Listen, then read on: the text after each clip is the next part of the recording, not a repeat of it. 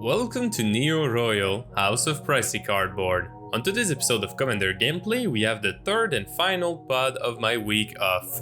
As our first guest today, we have Fitz from the Arena of the Ancients. You can check his stream on Twitch every Sunday in the evening. He features a lot of great guests and his brews are a must-see in action. He brought today is Borca Spectral Surgeon. This deck features all the best stuff Boros got over the years to do combat damage. The Angels, the damage multiplier, Sunforger, and a couple of wheels. Using Bell as a card engine, this deck is a great display of how to work and make the quote-unquote worst combination do its thing in EDH. Our second guest, Commander Kirby from the Commander Tavern. The Tavern is a channel here on YouTube featuring a lot, and I mean a lot, of deck brews and ideas. If you wonder how to build a new commander, Kirby probably has a powerful list for you. He brought today is Brudiclad Telchor Engineer. The deck is trying to make token version of actual creatures and make a lot of them with Brudiclad. Featuring spicy picks like Seven Dwarves and Brother Yamazaki, we have to pay attention if the Sakashima drops to remove legendary rule. Last but not least, we have MJ again from the MTG in Quarantine podcast. Check him out on Spotify for a lot of great guest features in various EDH topics. He brought today is Selenia Dark Angel deck, which is trying to take control of the board by the sky and protect his commander through a return to hand ability. There's also a couple of synergistic picks in there that will trigger whenever he pays life into Selenia. Fitz's opening hand contains Fiendish Duo, Eleshnorn Grand Cenobite, Sensei's Divining Top, Dismantling Wave, Talisman of Conviction, Spectator Seeding, and a basic Mountain. Kirby's opening hand contains Fairy Artisan, Urza Lord High Artificer, Kazi Duplicate, Ancient Tomb, Field of the Dead, Mirror Pool, and a snow-covered island. MJ's opening hand contains Camball Console of Allocation, Vampire Nighthawk, Arcane Signet, Orzhov Locket, Witch's Cottage, and 2 basic planes. My opening hand contains Azusa Lost But Seeking, Village Watch, Tovolar Huntsmaster, Moonlight Hunt, 2 basic forests, and a basic mountain. Before we go to the gameplay, make sure you liked this video, it really makes a difference. Thank you. I get to start this off. And land drop Forest. Fitz land drops a Spectator Seeding, casting a turn 1 Sensei's Divining Top. Kirby land drops an island and pass. MJ land drops Witch's Cottage, ending turn 1. I land drop a mountain, and Fitz activates the top during his upkeep. He land drops a mountain and ends his turn. Kirby land drops an Ancient Tomb. Endcast Academy Manufacturer. The whole table acknowledges the power of this card in Brudiclad while we go to MJ's turn. MJ land drops a Plains and casts Arcane Signet. I land drop a Forest and cast Azusa Lost But Seeking. I land drop 2 more mountains and pass. Fitz spins the top at the end of turn. He then land drops Exotic Orchard on his own and casts Talisman of Conviction, followed by a Mother of Runes. Kirby land drops Seat of the Synod, using it to cast Fairy Artisan. MJ land drops a Plains and casts Camball, Console of Allocation. On ETB, the Artisan will create a token copy of Camball until another non-token creature enters the battlefield. What I get from this is I should play creatures, right? No, never play creatures. Legendary ones, so we can't make 10 of them. Yeah. I cast my commander, Tovolar, Dire Overlord. Gather your pack, for the Hunter's Moon is nigh, and dribbled walls grow weak. I then follow it up with Obsessive Astronomer, and pass without using any of my 3 land drops. Fitz stops at the upkeep. He land drops Sacred Foundry untapped, and casts his own commander, Borca Spectral Surgeon. The Boros Legion congratulates you for your courage, son, and wish you a speedy recovery. At Kirby's upkeep, his token Borca exiles Stroke of Genius from the top of his library. He then draws for turn and land drops a Mirror Pool. He casts Urza, Lord High Artificers, creating a construct token on ETB. That's a decent card. That is. Using Urza's mana ability, Kirby casts Skyclave Relic, triggering Kemball. Hitting you for 2. That gained 2. Yeah, get him, MJ. Show him. At least next turn I know where my 2/2 Flyers going. MJ land drops a Plains and casts Orzhov Locket, followed by a Vampire Nighthawk. On my turn, I cast Village Watch. Heading into combat, Tovolar and the Watch attack Fitz. I draw a card on damage and pass. Fitz stops as usual. Borca exiles Wayfarer's Bauble and he then draws for turn. He land drops a mountain and casts the Bauble from exile. I cast Dismantling Wave. Oh no. Oh, yes. Oh, yeah. I'm going to target Academy Manufactor. Kirby land drops a Training Center. He decides to go for it and cast his commander, Brudiclad Telchor Engineer.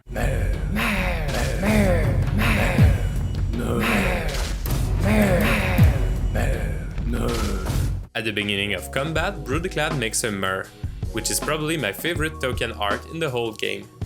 He then turns all tokens into Urza's construct. He sends 2 constructs to MJ. MJ draws and pass. Hey, you know what this means? It is the night. Dunk. At the beginning of my turn, it becomes night, flipping my werewolves and triggering the astronomer. I discard 2 cards to draw 2 before drawing for my turn. I then drop 2 mountains and cast Tovolar Hunt's Master. On ETB, I get 2 wolves, and so does Kirby because of the Fairy Artisan. It's just like, my god, I have to full swing Fitz if I want to draw. And I don't want to full swing Fitz. Yeah, I don't know. Using the ace from the transformed village reavers, I send a pack leader and 2 wolves to Fitz, creating 2 more wolves on attack. Fitz blocks with his commander, granting him protection from green before damage. I draw 2 cards for my wolves connecting. At the end of turn, Fitz spins his top. At Fitz's upkeep, Borca exiles Mind Stone. He then plays it during his main phase, and follow it up with Aroas, God of Victory, Kelly's favorite card in the whole game. At the start of Kirby's turn, we go to day and my astronomer triggers. I discard 2 cards to draw 2. Kirby land drops Field of the Dead.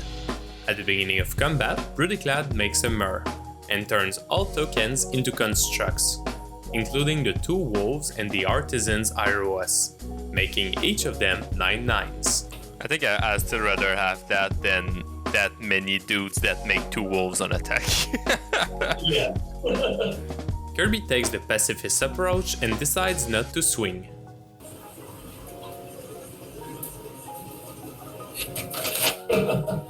Very.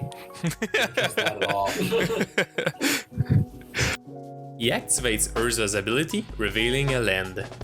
At the end step, MJ casts Congregate, gaining a mere 44 life. Jazz music stops. JoJo's theme starts. Nice. Pass. At the beginning of my turn, it becomes night. The good thing about webcam werewolves is that I can look at the cards in my hand without you knowing that I do that. Yeah. Oh, yeah, without flipping them over. I cast Cultivate, playing the basic land from my hand. But it's still, it's minutes. Still, 440 power kills you in 1 Yeah. shot. I wouldn't say it doesn't worry me, but Yeah, that's true, but you guys got blockers, but, you know, someone's at 82, so. yeah. I cast Hound Tamer, and for my combat step, send the pack leader to Fitz, who blocks once more with Borca, while 4 wolves attacks MJ. I draw 5 cards, and in second main, I'll end up 2 more basics before passing. Fitz stops at the end step. It becomes day at the next turn. honestly, it's not too bad. Like, you have to keep track somewhat, but it's not like the end of the world. At Fitz's upkeep, Borca exiles Sword of Feast and Famine, while I remage 1. Fitz casts the sword, and then drops Sunhome, Fortress of the Legion. He then equips the sword on his commander, and goes to combat, sending Borca to me, The sword triggers on damage, and before untapping his lands, Fitz cracks the Wayfarer's Bauble and spins his top. He then untaps. In second main, he casts Eleshnorn Grand Cenobite.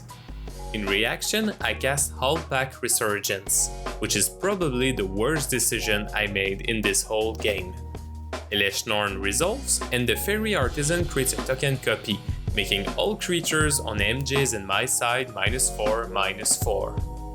Ew, can't you just... Oh, she's legendary, because otherwise you could make like... But you could, for one moment, make 9 Eleshnorns. Everything Eleshnorn. That'll wipe the board, actually.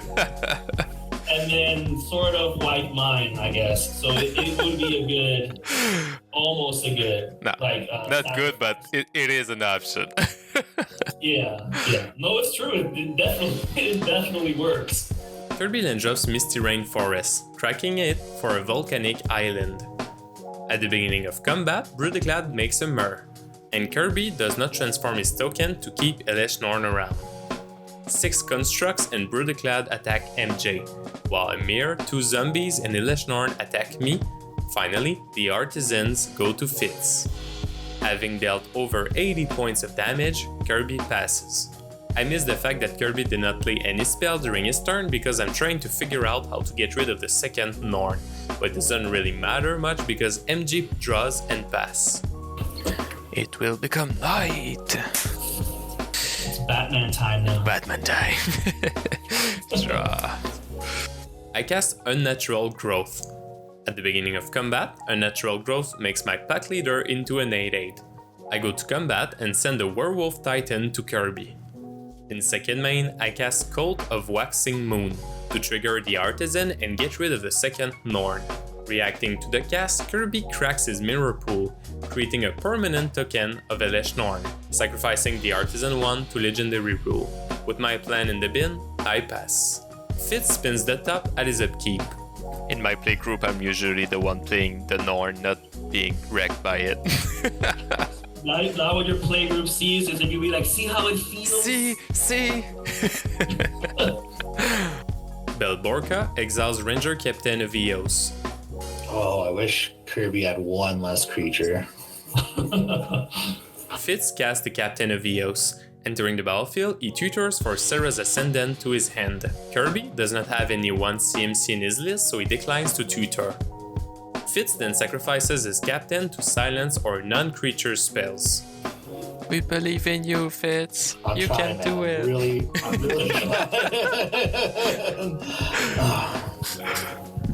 This doesn't work. It's over though. We're dead. He casts Fiendish Duo. In a last attempt, he sent Borca, Eleshnorn, and Aroas to Kirby, who blocks Bell with Urza and his token Fiendish Duo, taking 18. Kirby then untaps at Death's Door. At the beginning of combat, Brudiclad creates a Myr, and turns all tokens into Urza's construct, making them enormous 17/17s. He then only needs to split his robot army to take us all out. Well played. Oh, we mad misplayed that. If Fairy Artisans dies to Eleshnorn. What do you mean? Because if he died before his trigger would resolve, he never would have kept it around after the first. But he would have. No, but it's fine. He would have gotten the token, and then after that, the same thing can happen. So he never changed it. It's still resolving on the stack, so it happens simultaneously. No, it doesn't. ETB state-based action, so you lose the artisan after that. So you lost it to the Eleshnorn. When it first resolved. In that case, I would have kept the Eleshnorn without worrying about losing it to the Fairy Artisans as well. That's true. Yeah, that's a super misplay. Thank you for taking the time to watch this video. Make sure to check out my guests on their respective platforms. They post great content. Thank you to the patrons of the channel for supporting the show directly. You can support us as well by making sure to like this episode. It helps us get more viewers on board. Take care, my friend, and we'll see you very soon.